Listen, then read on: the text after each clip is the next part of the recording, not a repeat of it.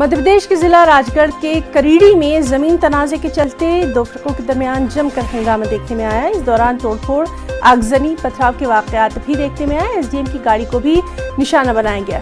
साबिक सरपंच पर हमला करने वाले के घर को नजरआतिश किया गया। गुना और सीहोर से फोर्स को तलब किया गया। देर रात भोपाल रेंज के आईजी इरशाद वली भी पहुंचे। हंगामा बर्पा करने वालों की निशानदेही की गई है। फिलहाल पुलिस हालात को काबू करने में लगी हुई है।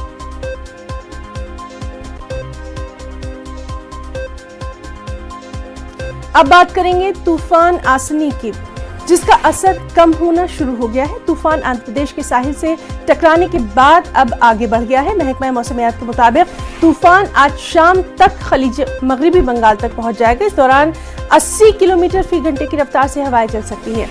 महकमा मौसमियात के मुताबिक आइंदा 24 घंटों के दौरान आंध्र प्रदेश, मगरिबी बंगाल, उड़ीसा, मणिपुर, मिजोरम, त्रिपुरा और जनूबी कर्नाटक में बारिश के इम्कान है। केरल और तमिलनाडु में मूसलाधार बारिश की पेशगोई की गई है।